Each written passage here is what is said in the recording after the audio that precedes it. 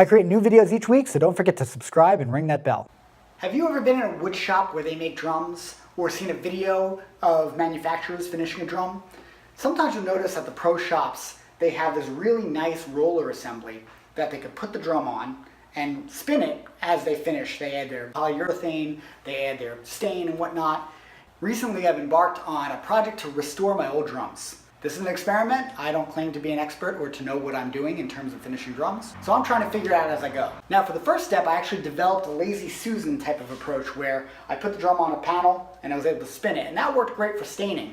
When I got to the point of adding the finish, the polyurethane on top of the stain, I realized that going sideways is actually a very tough thing to do. Not even just applying the finish evenly, but just for the sanding process. So looking at videos, I noticed that the way the pros do it is they have this assembly. So I thought to myself, you know what? That doesn't look too difficult to build. Maybe I can even do it with some of the stuff I have lying around my garage. So with that in mind, this video is going to be on how to build a drum finishing assembly jig on the cheap with stuff you got lying around your garage.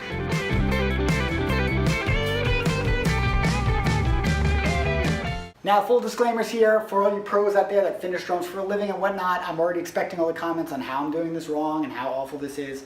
For my purposes, I'm just trying to get something that's functional, that helps me get through this project, and then maybe have something for the future if I ever decide to go ahead and keep finishing some more drums. All this stuff is kind of me guessing and trying to figure out as I go, and also trying to save a little money on the side. So for the first part of my rig, I have this old 2x6 type of piece of wood here. My plan is to somehow secure it to my shelf here underneath, and this will be the main support for the jig. So what I'm going to do is I'm going to cut a line like an L shape. So I'm going to go ahead and cut this out with my circular saw. And if you don't have a circular saw, you could certainly use any kind of a hand saw, something like a hacksaw will do it. But this will give me a nice little L shape that I'm going to underhang underneath my shelf over here. Now to clamp it down to the top of the shelf, very simply, if you don't care and you want to leave it there more permanently, you just stick a piece of wood on top, a piece of scrap wood, and then screw it straight through the shelf and your piece on the bottom. That'll hold it nice and secure. But I want to do something a little fancier. I want to be able to remove this. I don't have a lot of room and I don't want to take up a whole chunk of space for an assembly that I'm not using all of the time. I found this old gardening hook, and this actually had an assembly that you could screw on and then tighten it down. So I went ahead and pulled that off and I attached it over here.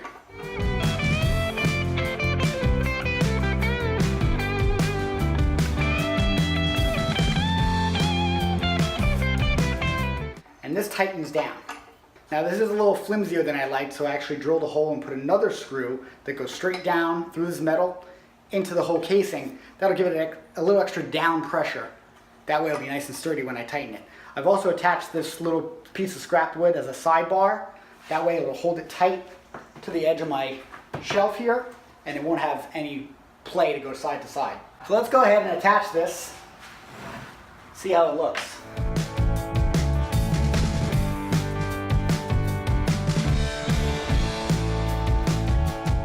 The next thing I had lying around the garage was this 1 1/4 inch dowel. You could also pick these up at any hardware store like a Home Depot or a Lowe's or whatnot.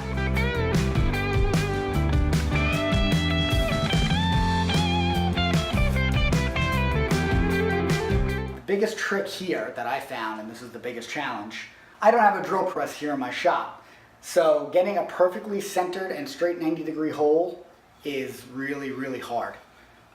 The reason why you want it centered and 90 degrees is as it spins, you don't want it to wobble. So what I ended up having to do is suck it up and walk across to my neighbor's house. He's got a full shop and he's got something more along the lines of a lathe that we kind of jerry-rigged into a drill press. It worked. It made a 90-degree hole on either side of these. They're not perfectly centered. They're as close as we could get. Maybe if we took a little more time, we could have really centered it, but I'm expecting a little bit of wobble when I set this up. But you know what? It doesn't have to be perfect.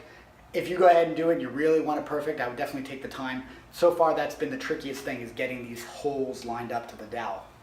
Okay, the next step, the next thing I want to do is I want to have some arms that come off the side of these to hold this assembly. Now if you see over here, I actually have one done on this side. see how it's going to look. So the idea is to have a roller here, and just two arms that wing out and are able to spin this independently. So that's what I'm trying to go for. So what I've done is I've taken my other half of wood that came from this thing, and I just started slicing off 3/4 of an inch slices. Then I took the miter saw and I cut it into 45-degree angles, so I make this kind of trapezoidal shape.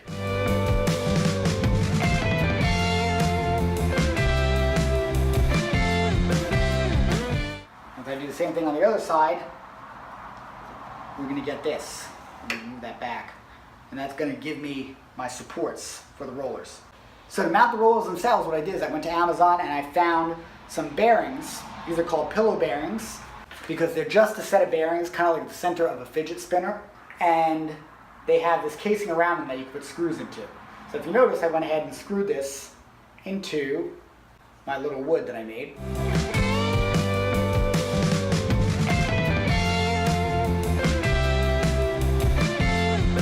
Alright, so we're back. We have our main support mounted over here, and I got this one piece on here, at least enough to get it working, so I have an idea.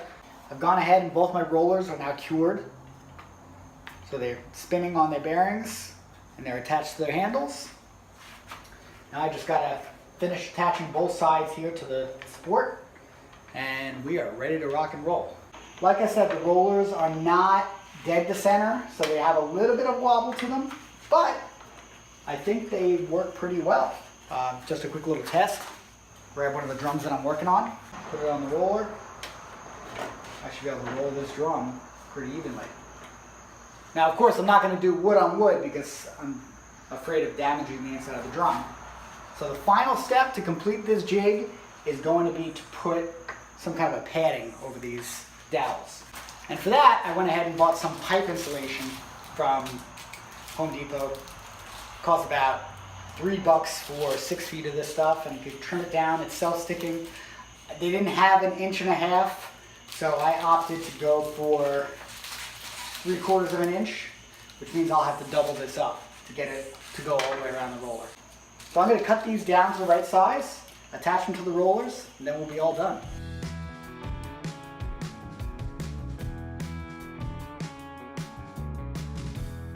Okay, so I've gone ahead and added our foam to our rollers, and everything's looking pretty good. Let's go ahead and put a drum up here and see how it works.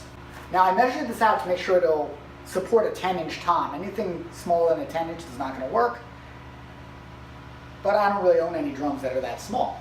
So this is a 12-inch shell, and that's what we're going for. And it's pretty smooth, pretty even. Now just to be thorough, let's check out the other shells that I'm working on. This is a 14-inch tom shell. Just want to make sure, again, the weight is no problem. It seems to work.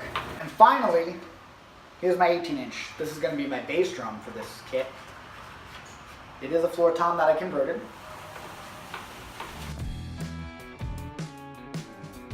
So if you notice, I notched out a little notch here so I could put a screw straight in. Now I made sure to pre-drill that because this wood, I did cut it kind of thin and I didn't want it to split. And that actually happened. If you can see, the wood split right here.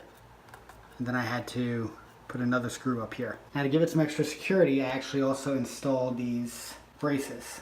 You know, this just like an L bracket. And between the screw over here and this L bracket, that strut is on there pretty steady. The other thing that I had to do, and again, depending on what kind of pillow bearing you buy, I had to go on the other side, and if you've noticed, see the bolt in there? The bolt was sticking outside of the bearing housing, so I had to have a little nest for it to recess into. So I went ahead and bored that out, and I went through. And if you notice, as I spin, the head of that bolt has some space to rotate. Now the pillow bearings themselves, if you see, are attached to the dowel. And what I did is I measured out the bolt, then I drilled out the dowel to the same size, and I used some of this Tight Bond liquid glue. I squeezed some of that into the holes in the dowel, then I inserted my strut, and I let it cure overnight. So there you have it. That's how you build a drum finishing assembly on the cheap. The only things I did buy was the foam, these little L brackets, and the pillow bearings for my struts. Everything else, like I said, had lying around. So definitely something you can do, not all that hard, and you don't have to break the bank. If you got something out of this video, do me a favor and subscribe to my channel and leave me a comment. Do you like my solution for this assembly? Do you think I could have done something better? Let me know. Either way, don't forget to subscribe, and I'll see you next time. My channel focuses on all things drumming, so not just building drums, but also lessons and practice routines and tricks and hacks. So do me a favor, subscribe to the channel if you got something out of this video. Do me a favor, maybe throw the video a like. And also remember to hit that notification bell so it lets you know when I have new videos coming out. That's gonna wrap us up. Goodbye for now, and I'll see you on the next video.